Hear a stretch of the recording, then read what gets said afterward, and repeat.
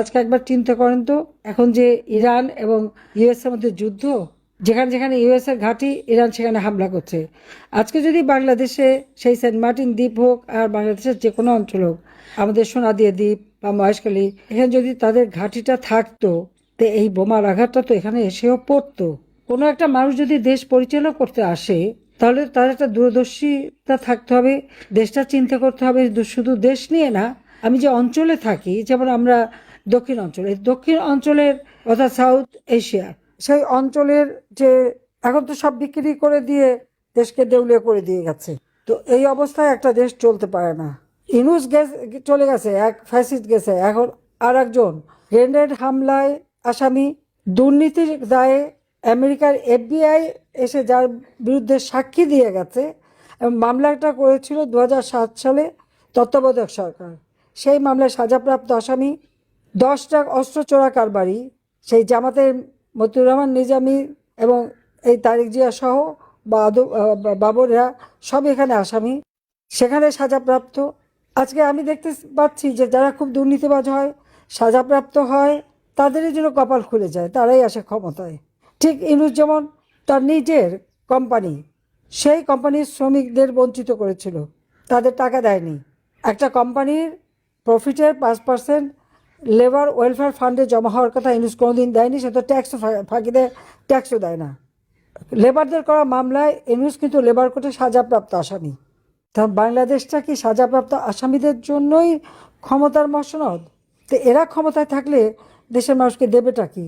এরা অত্যাচার নির্যাতন করে মানুষের মুখ বন্ধ করে আজকে শত শত সাংবাদিক চাকরি হারিয়েছে, অ্যাক্রেডিটেশন কার্ড হারিয়েছে, 38 জন জেলে পৌঁছেছে, এমনকার মহিলা সাংবাদিক পর্যন্ত কারাগারে বন্দী। 11 জনকে তো গুলি করে নানাভাবে হত্যা করেছে, আইনজীবীদের হত্যা করেছে। আইনজীবীরা মামলা করবে কি? 83 জনকে গ্রেপ্তার করলো, তার মধ্যে কয়েকজনকে ছেড়ে দিয়েছিল। 63 জন দীর্ঘদিন কারাগারে, এখনও অনেকে কারাগারে এবং মিথ্যা মামলায় তারা নির্যাতিত। আর আওয়ামী লীগ, ছাত্রলীগ, শ্রমিক লীগ, আমরা তো আছি, মানে যখনই যে আসে আমাদের উপরেই অত্যাচার নির্যাতন। আমরা তো 15 বছর 7 মাস ক্ষমতায় ছিলাম, আমাদের সময় কত লোক জেলে ছিল, কতটা মামলা হয়েছিল, কত লোক খুন হয়েছিল, হিসাব বাইর করেন।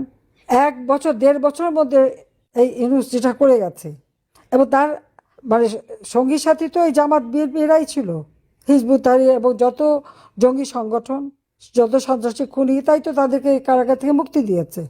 এই যে রোজার সময় মানুষ যে একটু ভালোভাবে ইফতারি খাবে বা সেহরি খাবে, সেই সুযোগটা তাদের নাই, কারণ তাদের আয় রোজগার নাই। একজন কৃষি শ্রমিক যা কামাই করতো আওয়ামী লীগ আমলে, তার 3 বেলা খাবার খেয়েও হাতে টাকা থাকতো, এখন আর তা নাই। তো এই অবস্থা থেকে আমাদের দেশকে মুক্ত করতে হলে সবাইকে ঐক্যবদ্ধ হতে হবে। কারণ কে কী করছে না করে এটা বাদ দিয়ে সবাই মিলে কীভাবে এক হয়ে কাজ করা যায় এবং দেশে আবার গণতন্ত্র ফিরিয়ে আনা, আমাদের যারা বন্দী তাদের সবাইকে মুক্ত করা, এটাই আমাদের দাবি থাকবে। সমস্ত বন্দীদের মুক্তি দিতে হবে। আর ওই মিথ্যা মামলা দিয়ে হয়রানি করে মিথ্যা মিথ্যা সাজা দিলে সেটা সাজা না, দরকার এই মামলা আন্তর্জাতিক আদালতে নিয়ে যাচাই করে দেখব যে কীভাবে তারা সাক্ষী নিল, কীভাবে তারা মামলা করলো, কতটুকু এর মধ্যে যৌক্তিকতা আছে। তারা কিছু দেখাতে পারবে না, খুব লম্বা লম্বা কথা বলছিল, আমার মামলা আন্তর্জাতিক আদালতে নেবে। যেখানে যত আদালতে নিয়েছে সেগুলি খারিজ হয়ে গেছে। এটা শুধু মানে হেয় প্রতিপন্ন করা, একটা বদনাম করানো, যে 1400 লোক আমি হত্যা করেছি। আজ পর্যন্ত 1400 লোকের কোনো তালিকা দিতে পেরেছে, দেখাতে পেরেছে? দেখাতে পারবে না।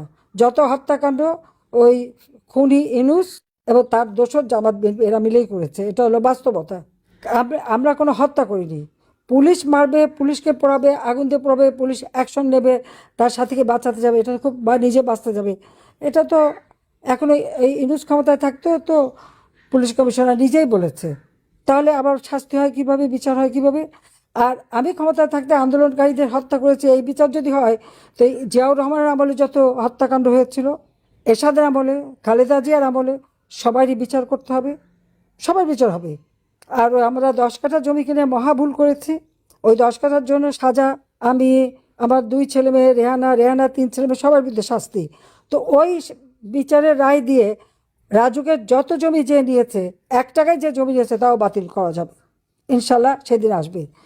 কাজে আজকে আপনারা আছেন, সবাই ভালো থাকেন, সুস্থ থাকেন, দোয়া করি। ইনশাল্লাহ একদিন অন্ধকার কেটে যাবে। জয় বাংলা, জয় বঙ্গবন্ধু, বাংলাদেশ চিরজীবী হোক। খোদা হাফেজ।